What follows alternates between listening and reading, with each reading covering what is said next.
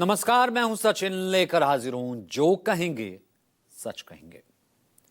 पश्चिम बंगाल में विधानसभा चुनाव से ठीक 3 महीने पहले आज कोलकाता में जो कुछ भी हुआ वो प्रदेश के चुनावी इतिहास में शायद ही कभी हुआ होगा।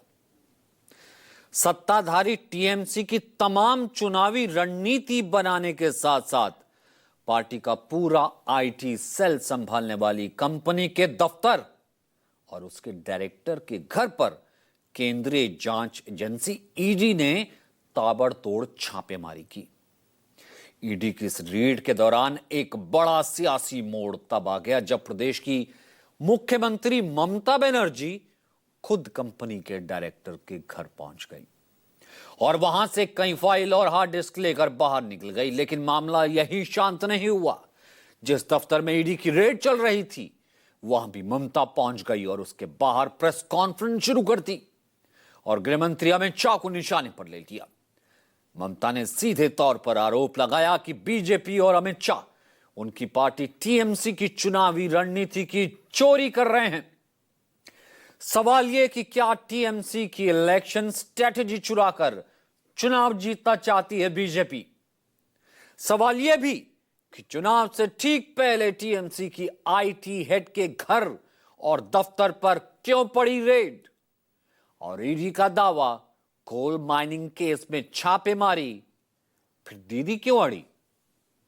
दूसरी स्टोरी का रुख करेंगे छत्तीसगढ़ का। छत्तीसगढ़ में आपको मिलवाएंगे इस दुनिया के सबसे रिष्ट पुष्ट चूहों से। जी हां, बीजेपी सरकार में अहम घोटाला हुआ है, उससे जुड़ी यह खबर है। प्रदेश में 26,000 क्विंटल धान चूहे खा गए। आखिर कैसे? आखिर 7 करोड़ का धान चूहे और दीमक डकार कैसे गए? सरकारी बाबू का अजब ज्ञान। चूहे खा गए करोड़ों का धान। आज इसी पर जो कहेंगे सच कहेंगे।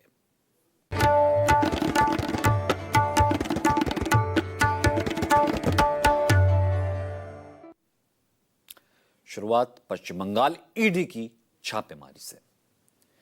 देश की राजधानी दिल्ली से लेकर बंगाल की राजधानी कोलकाता तक आज ईडी ने ताबड़तोड़ छापेमारी की। कोलकाता में 6 जगहों पर तो दिल्ली में 4 जगह ईडी ने रेड की। सुबह सुबह ईडी की टीम पहले कोलकाता पहुंची और करीब 6 बजे से अपनी कार्रवाई उसने शुरू कर दी। लेकिन 11:30 बजे के बाद यह मामला बढ़ गया, तूल पकड़ गया जब ईडी की कार्रवाई वाली एक जगह खुद प्रदेश की सीएम ममता बनर्जी पहुंच गई। दरअसल ईडी की इस छापेमारी के केंद्र में 2 नाम थे। पहला आईपैक और दूसरा प्रतीक जैन। आईपैक यानी इंडियन पॉलिटिकल एक्शन कमेटी नाम की एक कंपनी। इसके 3 डायरेक्टर्स में से एक हैं प्रतीक जैन। ईडी की टीम ने आज इसी आईपैक से जुड़े कई ठिकानों पर कोलकाता में छापेमारी की, जिसमें सॉल्ट लेक के सेक्टर 5 में गोदरेज वाटर साइड बिल्डिंग में स्थित फर्म का मेन ऑफिस और लाउडन स्ट्रीट स्थित प्रतीक जैन का जो घर है वो भी शामिल था। अब जैसे ही इस रेड की शुरुआत हुई, कुछ ही देर बाद सीएम ममता बनर्जी खुद उस दफ्तर में पहुंच गई जहां ईडी कार्रवाई कर रही थी। इस दौरान ममता बेहद गुस्से में दिखी। उन्होंने ईडी की इस कार्रवाई पर बेहद तीखी प्रतिक्रिया दी और ईडी पर बीजेपी के लिए टीएमसी की इलेक्शन स्ट्रेटेजिक डॉक्यूमेंट्स चुराने का गंभीर आरोप लगा दिया। उन्होंने कहा कि टीएमसी की चुनावी रणनीति को किडनैप किया गया है। चुनाव का स्ट्रेटेजी पूरा छीन के लिया, एक क्राइम है। अगर आप हमारे साथ लड़ने नहीं सकते हैं तो अब क्यों हम बंगाल में आते हैं? आप हिम्मत से काम लो। आप लोकतंत्र पुलिस प्रोसेस में जीतो। आप एजेंसी लगा के हमारा पेपर लूट करते हैं, करते लूट बोलते झूठ। हमारा पेपर लूट करते हैं, हमारा स्ट्रेटेजी लूट करते हैं, हमारा डेटा लूट करते हैं, हमारा वोटर लूट करते हैं, हमारा बंगाल को लूट करते हैं। BJP is a killers party.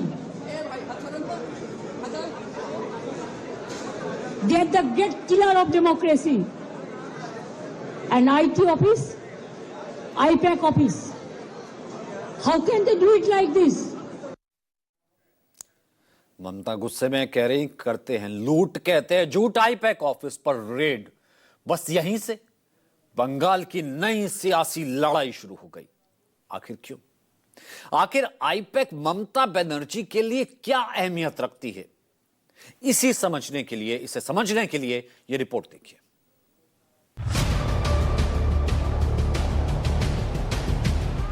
Kolkata में आईपैक के जिस दफ्तर और उसके लिए जिस डायरेक्टर के घर पर ईडी ने छापेमारी की, उसके मायने काफी दूर तलक निकाले जा रहे हैं। इसे ऐसे समझिए, दरअसल आईपैक यानी इंडियन पॉलिटिकल एक्शन कमेटी देश की एक बड़ी पॉलिटिकल कंसल्टेंसी फर्म है जो राजनीतिक दलों को चुनावी रणनीति, डेटा आधारित कैंपेन, मीडिया प्लानिंग और वोटर आउटरीच में मदद करती है। आईपैक पहले citizens for accountable governance (CAG) थी। इसकी शुरुआत 2013 में प्रशांत किशोर ने प्रतीक जैन के साथ की थी। बाद में इसका नाम आईपैक रखा गया। पिछले कुछ सालों में प्रशांत किशोर देश के प्रमुख राजनीतिक रणनीतिकार रहे हैं। हालांकि सक्रिय राजनीति में उतरने के साथ पीके ने खुद को फर्म से अलग कर लिया। उन्होंने दावा किया था कि साल 2021 में इससे वो अलग हो चुके हैं। प्रशांत किशोर के हटने के बाद आईपैक की कमान प्रतीक जैन के पास आ गई। आईपैक की वेबसाइट पर दर्ज डिटेल की माने तो पीके के हटने के बाद प्रतीक जैन के अलावा ऋषि राज सिंह और विनेश चंदेल कंपनी के डायरेक्टर हैं। प्रतीक जैन IIT बॉम्बे के स्कॉलर हैं और वो भी चुनावी रणनीति में दिग्गज माने जाते हैं। प्रशांत किशोर के समय से ही आईपैक का जुड़ाव ममता बनर्जी की TMC से रहा है। साल 2019 के लोकसभा चुनाव के बाद से आईपैक ममता बनर्जी की TMC के साथ काम कर रही है। 2021 की विधानसभा चुनाव में TMC की बड़ी जीत का श्रेय आईपैक को दिया जाता है, क्योंकि इस चुनाव में आईपैक ने ममता बनर्जी के लिए कई खास रणनीतियां बनाई। 2021 के चुनाव में ममता बनर्जी की TMC बीजेपी के सपनों को चकनाचूर करते हुए ऐतिहासिक जीत दर्ज की और 294 में से 215 सीटों पर जीत दर्ज की। इतना ही नहीं, बंगाल में बीते लोकसभा चुनाव में TMC की वापसी कराने में आईपैक की बहुत भूमिका रही है। इस बार भी आईपैक बंगाल में सत्ताधारी पार्टी TMC के लिए अलग अलग रणनीतियों को निर्धारित करने, विपक्ष के हमलों का मुकाबला करने और चुनाव प्रचार की रणनीति बनाने में महत्वपूर्ण भूमिका निभा रही है। कहा जाता है कि 2014 के बाद जब प्रधानमंत्री नरेंद्र मोदी की अगुवाई में भारतीय जनता पार्टी का अश्वमेध जीत रुकने का नाम नहीं ले रहा था, तब 2019 के लोकसभा चुनाव के बाद आईपैक बतौर ममता सरकार को कंसल्टेंसी देना शुरू किया, जिसका नतीजा 2024 के लोकसभा चुनाव और 2021 के विधानसभा चुनाव में साफ तौर पर दिखा और ममता बनर्जी पहले से कहीं ज्यादा मजबूत बनकर उभरी।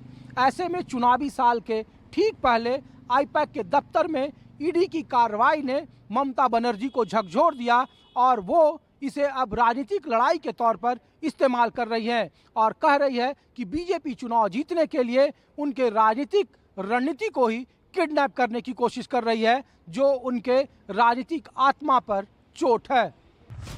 यही नहीं, आईपैक के जिस डायरेक्टर प्रतीक जैन के घर पर ईडी ने छापेमारी की, वो प्रतीक ममता बनर्जी की पार्टी TMC के IT सेल के हेड भी है। खुद ममता बनर्जी कह रही हैं कि ये छापेमारी उनके IT सेल पर की गई, जो कि बर्दाश्त के लायक नहीं है। आप प्रतीक का घर में भी जाके किया है, अब हमारा आईपैक ऑफिस में आके भी किया है। It is not that they are privately operating. They are very much authorized by the All India Trinamool Congress.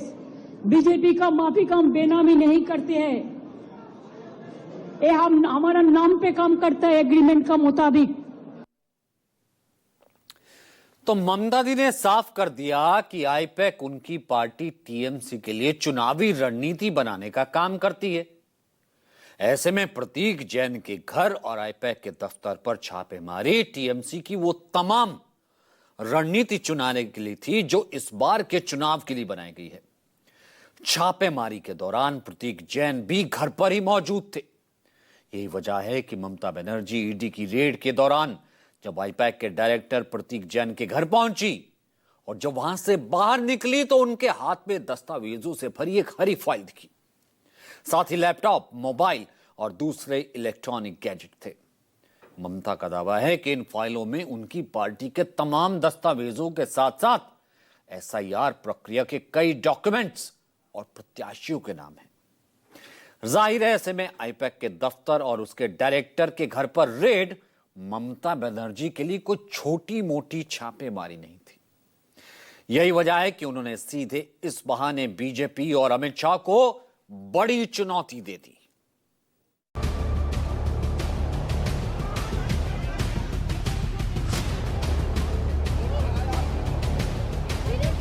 आप तो सब सीमा उल्लंघन कर दिया।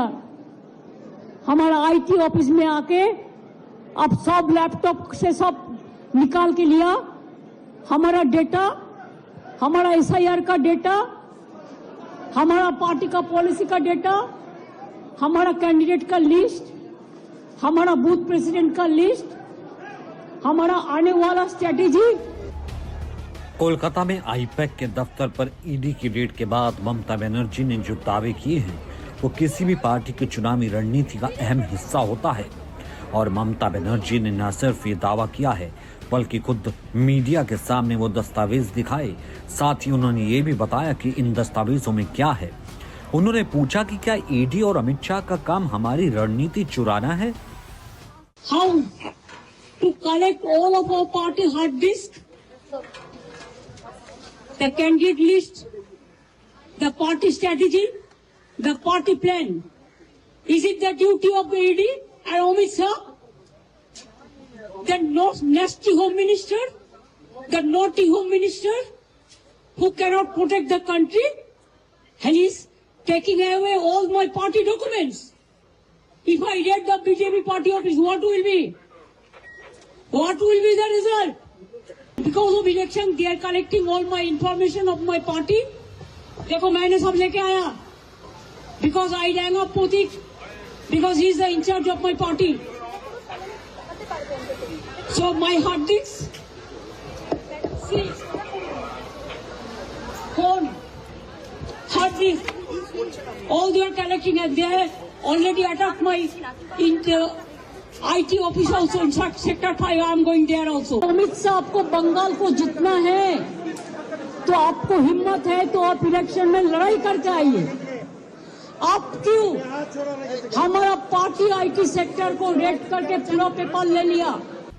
ममता बनर्जी के इन दावों में अगर 1% भी सच्चाई है तो देश के चुनावी इतिहास में ये एक बड़ा घटनाक्रम है। हालांकि ममता बनर्जी के इन आरोपों पर बीजेपी की ओर से पलटवार भी किया गया। बीजेपी नेता शुवेंदु अधिकारी ने कहा कि ममता बनर्जी ने केंद्रीय एजेंसियों के काम में दखल किया है, ऐसे में उनके खिलाफ कानूनी कार्रवाई होनी चाहिए।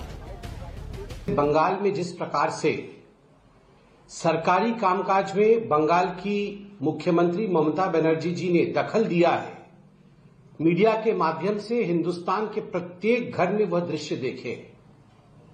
शायद ये भारतवर्ष में पहली बार ऐसा हो रहा होगा कि एक करप्शन के केस में जब रेड पड़ रहे हो ईडी के, उसके बीच में मुख्यमंत्री जी खुद घुस करके एविडेंस डिस्ट्रॉय करने की कोशिश, एविडेंस चोरी करने की कोशिश कर रही हो। ममता बनर्जी चुने हुए लोगों के लिए दौड़ते हैं। ये ईडी सीबीआई इनके खिलाफ सबसे ज्यादा शिकायत हम लोग लगाते हैं। जब कांग्रेस पार्टी के खिलाफ और दूसरी जगह जब ईडी सीबीआई की बेजा इस्तेमाल हो रही है तो ममता बनर्जी चुप्पी साधी रहे थे। अब ध्यान से जरा देख लो, चुप्पी साधी रहे थे। जब उनकी घर में एक उनकी लगे कि इसके ऊपर हमला होते हुए मुझे कोई हानि पहुंचाएगी, तब वो दौड़ के निकाले आए। तो मुझे कहने का मतलब यह है कि एक मुख्यमंत्री को यह शोभा नहीं देते। खैर, ममता बनर्जी के अपने दावे, वहीं प्रवर्तन निदेशालय के भी अपने दावे हैं। ईडी ने इस रेड की जो वजह बताई है वो ममता बनर्जी मुख्यमंत्री के दावों से पूरी तरह अलग है। ईडी का यह कहना है कि वो जिस मामले में कार्रवाई कर रही है वो तो कोयला खनन से जुड़ा है। इसके तार गोवा चुनाव से होते हुए बंगाल तक पहुंचे हैं। ईडी ने दावा किया कि छापेमारी के दौरान कुछ संवैधानिक पदों पर बैठे लोगों ने उनके अधिकारियों के हाथ से दस्तावेज छीने। ईडी ने साफ कर दिया कि उसकी यह कार्रवाई किसी राजनीतिक दल या फिर चुनाव से जुड़ा कोई मामला नहीं है। ये कार्रवाई अवैध कोयला तस्करी और मनी लॉन्ड्रिंग से जुड़े केस में हो रही है। ईडी हेडक्वार्टर यूनिट पीएमएलए के तहत पश्चिम बंगाल में 6 और दिल्ली में 4 यानी 10 जगहों पर सर्च ऑपरेशन चला रही। ये कार्रवाई अनूप माझी के नेतृत्व वाले कोयला तस्करी सिंडिकेट के सिलसिले में की जा रही, जो पश्चिम बंगाल के ईसीएल लीज वाले इलाकों से कोयला चुराता था और अवैध रूप से खुदाई करता था। पुलिसकर्मियों और पश्चिम बंगाल प्रशासन के अधिकारियों के साथ पश्चिम बंगाल के मुख्यमंत्री के आने तक सर्च ऑपरेशन शांतिपूर्ण तरीके से चल रहा था। कुछ संवैधानिक पदों पर बैठे लोगों ने दस्तावेज छीने, 2 जगहों से जबरन फिजिकल डॉक्यूमेंट्स और इलेक्ट्रॉनिक सबूत हटा दिए। यह साफ किया जाता है कि यह सर्च सबूतों पर आधारित है और किसी भी राजनीतिक संगठन को टारगेट नहीं किया गया है। किसी भी पार्टी ऑफिस में सर्च नहीं किया गया है। यह सर्च मनी लॉन्ड्रिंग पर रेगुलर कार्रवाई का हिस्सा है। यह जांच पूरी तरह से स्थापित कानूनी सुरक्षा उपायों के अनुसार की गई। तो आज जिस तरह से कोलकाता में ईडी की कार्रवाई और उसके बीच ममता बनर्जी पहुंची, जिस तरह से गंभीर आरोप लगाए, वो अब कानूनी दरवाजे पर पहुंच गए। सीएम बनर्जी ने ईडी की फोरेंसिक टीम के खिलाफ एफआईआर दर्ज कराने की बात कही है। वहीं इसके जवाब में ईडी ने भी कोलकाता हाईकोर्ट का दरवाजा खटखटाया है। मामले की सुनवाई कल जस्टिस सूरा घोष की बेंच में होगी, उनके समक्ष होगी। आगे बढ़ते हैं, बात करते हैं दूसरी बड़ी स्टोरी का। एक खबर आपको ऐसी बताते हैं, ऐसी सुनाते हैं जिसे सुन करके आपका मुंह खुला रह जाएगा। हंसी नहीं रुकेगी, ये दावा हम कर रहे हैं। पहले खबर सुनिए। छत्तीसगढ़ क्या कहते हैं, धान का कटोरा। अब धान के कटोरे में धान का ऐसा घोटाला हुआ कि आरोप लगा चूहों पर। कवर्धा जिला सरकारी गोदाम से पूरे 7 करोड़ और 26,000 क्विंटल, 7 करोड़ का 26,000 क्विंटल धान जो है वो अचानक गायब हो जाता है। अब आपसे सोच रहे होंगे कि चोरी हो गई होगी, भाई घोटाला हो गया होगा। नहीं जी, अधिकारियों ने तो साफ साफ कह दिया, उन्होंने बयान दिया है, धान की चोरी नहीं हुई है, ना ही धान बिका है, बल्कि धान चूहे, दीमक, कीड़े ये खा गए, चट कर गए, वो पार्टी कर गए। तो आज की स्टोरी में हम इसी चूहा दीमक घोटाले की पूरी परतें, पूरा सच आपको दिखाने वाले हैं। क्या यह सचमुच कीड़ों की करामात है या कुछ और?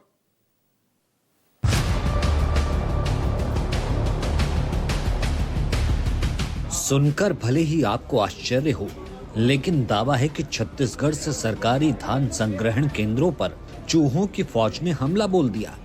दीमक और कीड़े भी सरकारी धान पर डाका डाल रहे हैं। हद तो ये है कि सब मिलकर 45,000 क्विंटल से ज्यादा धान चट कर गए, जिसकी कीमत 14 करोड़ के आसपास है।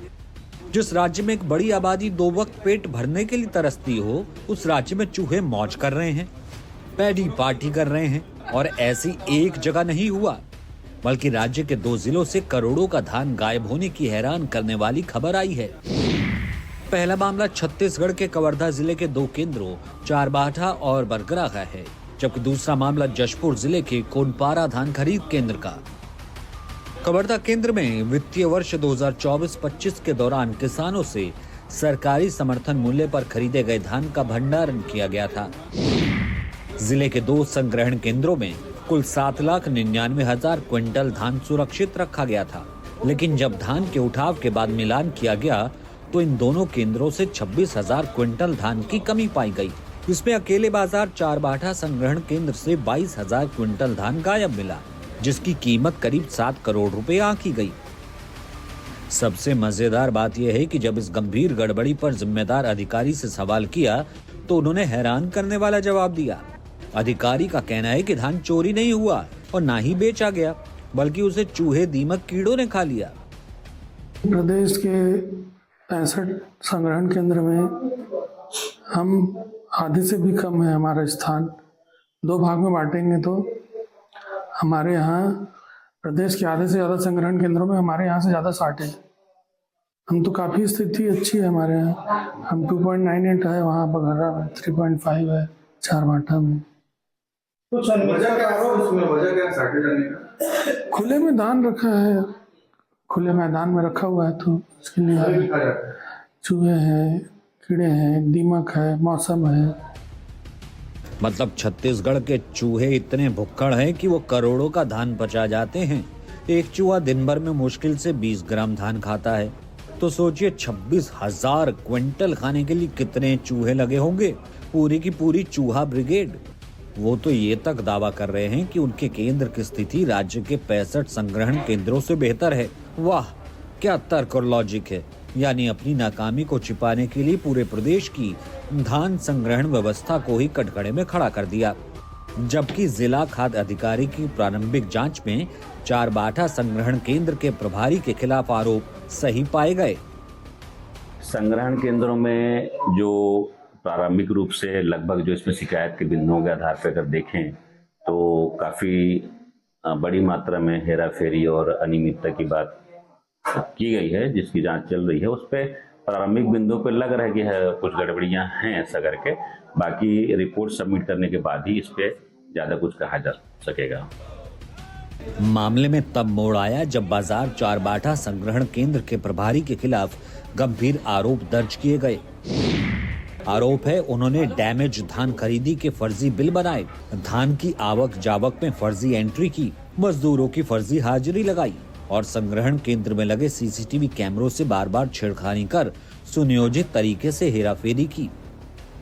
प्रारंभिक जांच में शिकायत सही पाए जाने के बाद संबंधित प्रभारी प्रीतेश पांडे को पद से हटा दिया गया। सवाल उठ रहा है कि अगर धान वास्तव में चूहे और दीमकों ने खा लिया तो फर्जी बिल और एंट्री किसने की, सीसीटीवी से छेड़छाड़ क्यों की गई और कर्मचारियों को हटाने की जरूरत क्यों पड़ी। लेकिन छत्तीसगढ़ में सरकारी संग्रहण केंद्र में धान की बंदरबाट का अकेला मामला नहीं है। ऐसा ही एक मामला जशपुर जिले के कोनपारा धान खरीद से भी सामने आया। यहाँ भी वित्तीय वर्ष 2024-25 के दौरान 6 करोड़ 55 लाख रुपए से अधिक की बड़ी अनियमितता का खुलासा हुआ।